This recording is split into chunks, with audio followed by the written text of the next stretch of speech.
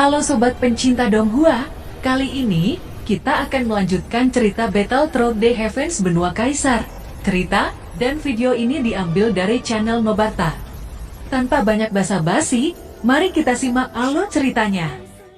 Melanjutkan dari cerita sebelumnya, scene berganti di aula keluarga Zen. Terlihat Patriark Zen Zongfu dan Zen Bufan duduk di aula utama.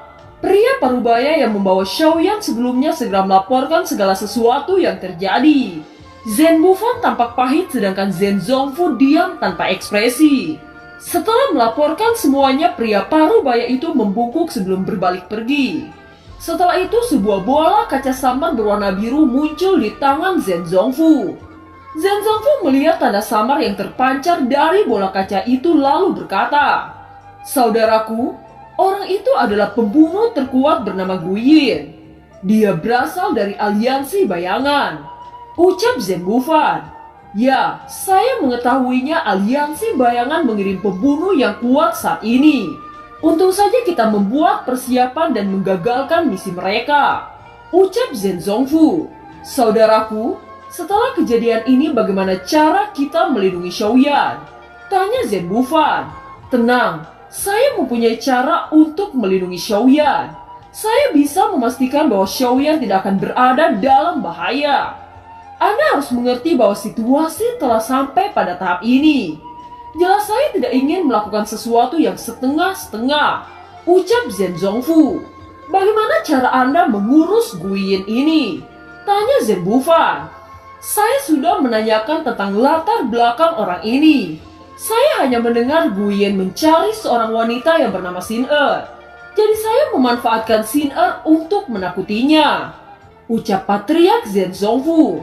"Kalau begitu sekarang Anda bisa pergi ke Shofu Mansion.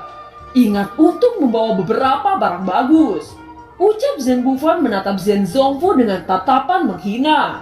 Dan Zen Zongfu terbatuk 2 kali ketika melihat ini.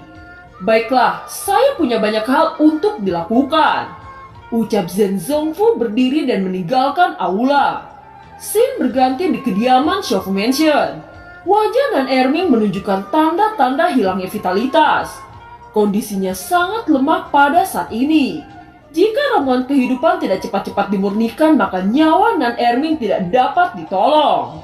Huocha yang melihat ini tampak sangat sedih. Bagaimanapun Nan Erming adalah calon menantunya. Dia secara alami tidak ingin kehilangan seorang pria yang sangat dicintai oleh putrinya. Saat melihat kondisi Nan Erming, Huo Fei tidak bisa menyembunyikan air matanya. Di antara semua yang terlibat pertarungan, hanya Nan Erming yang memiliki nafas terlemah. Tentu saja satu-satunya harapan semua orang saat ini adalah Xiaoyan. Di ruang pemurnian, Xiaoyan membakar bahan obat dengan gila-gilaan. Dia dengan cepat menyatukan bunga kehidupan.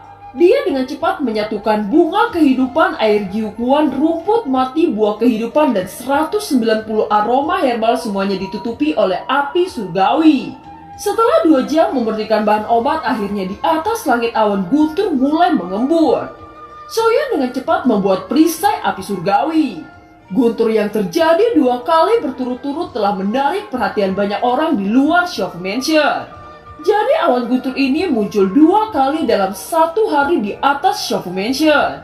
Apakah ini dilakukan oleh pemilik dari Shofu Mansion? Tanya percakapan pribadi yang menyaksikan di luar. "Saya mendengar bahwa pemilik Shofu Mansion sangat kuat. Ada desas-desus mengatakan bahwa Penatua Wu telah terbunuh oleh pemilik Shofu Mansion. Bahkan saya mendengar Pangeran Kuildan juga terbunuh. Tidak heran sekarang ada banyak gerakan di Kuildan," ucap percakapan pribadi di luar Shofu Mansion.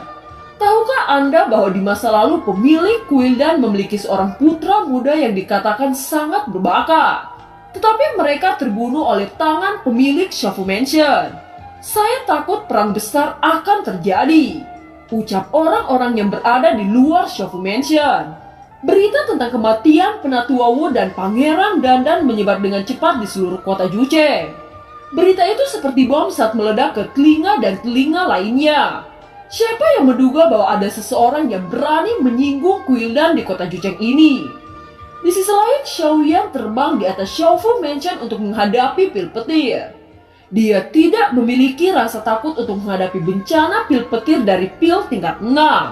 Untuk Xiaoyan itu benar-benar bukan masalah besar. Dia menciptakan naga api besar untuk menyerap semua pil petir. Melihat api surgawi yang membentuk naga, semua orang terpana melihat pemandangan ini. Kekuatan Daudi bintang 7 tahap akhir Xiaoyan melebihi harapan semua orang.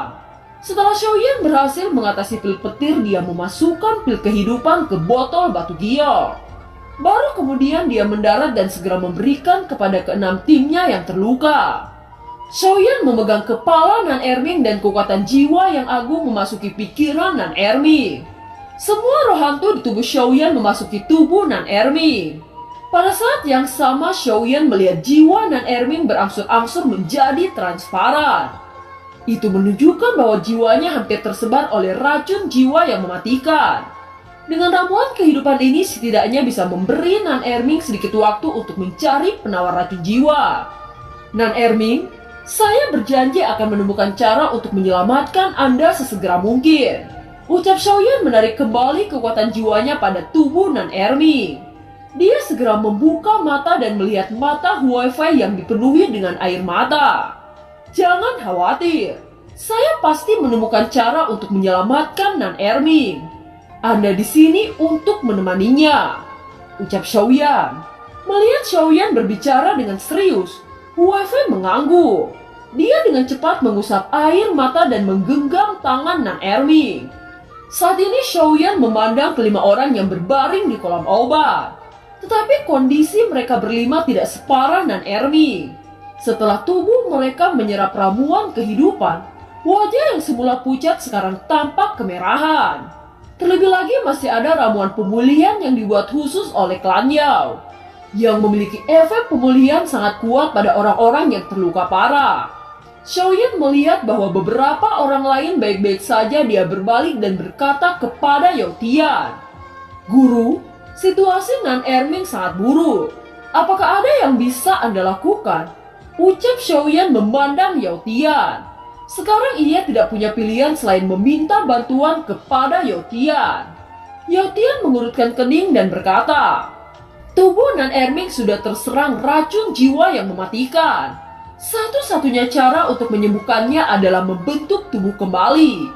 Ucap Yao Tian. Membentuk tubuh kembali? Xiaoyan mengurutkan kening. Tidak mudah untuk membentuk kembali tubuh Daudi. Jika kekuatan tubuh tidak dapat dicapai, itu tidak akan mampu menahan kekuatan jiwa. Selain itu, kesulitan membentuk tubuh Daudi adalah sesuatu yang tidak pernah Xiaoyan alami.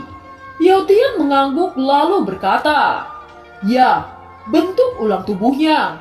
Tetapi membentuk tubuh Daudi kembali tidak mudah. Sepanjang sejarah hanya satu orang yang bisa melakukannya."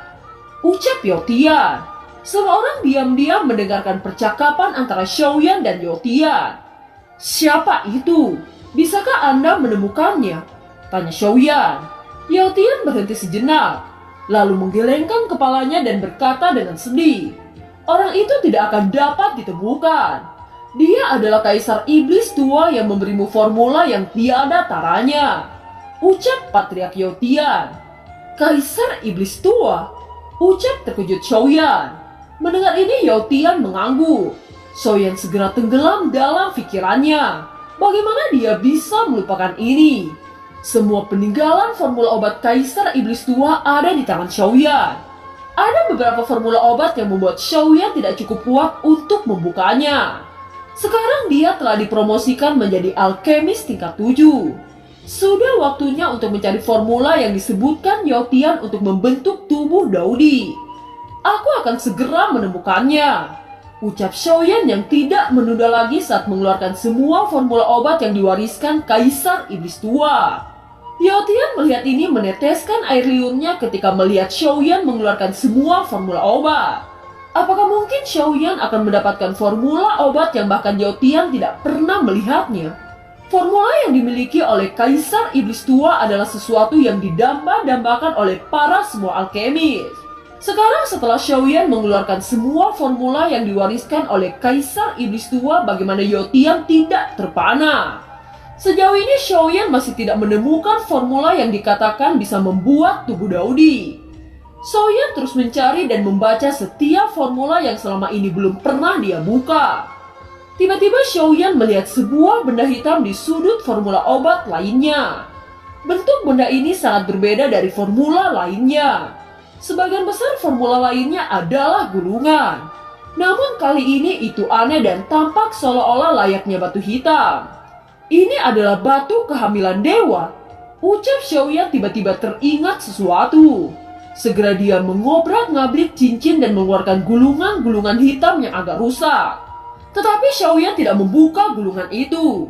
Sebagai gantinya dia menutup mata dan menggunakan kekuatan jiwa untuk membaca gulungan itu. Setelah beberapa saat Xiaoyan membuka matanya dan ada cahaya yang berkedip di matanya. Dan Erming telah diselamatkan. Tetapi hanya saja batu dewa ini tidak cukup. Kita masih membutuhkan batu kehamilan dewa lainnya. Gulungan ini mengatakan bahwa batu kehamilan dewa ini bisa membuat tubuh Daudi. Ucap Xiaoyan. Apakah Anda yakin batu kehamilan dewa ini benar-benar bisa membuat tubuh Daudi? Ucap Yotian. Ini adalah sampel yang ditinggalkan oleh Kaisar Iblis Tua. Saya rasa itu perlu disempurnakan. Namun saya takut bahwa ini akan membutuhkan banyak batu kehamilan dewa. Apakah ada dari Anda semua yang pernah melihat batu kehamilan dewa ini? Tanya Xiaoyan. Semua orang melihat batu hitam di tangan Xiaoyan. Batu hitam menunjukkan warna keunguan di bawah matahari. Ada sesuatu seperti detak jantung di dalam batu kecil itu, yang tampaknya mengandung misteri yang mendalam.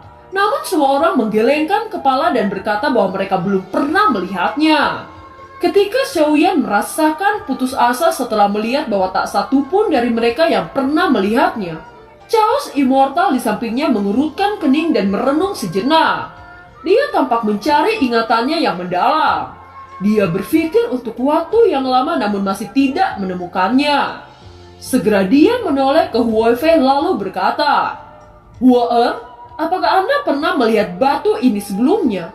Saya sepertinya memiliki kesan tentang batu ini. Seolah-olah saya pernah melihatnya di suatu tempat. Tetapi itu sudah lama dan saya tidak ingat." Ucap Chaos Immortal.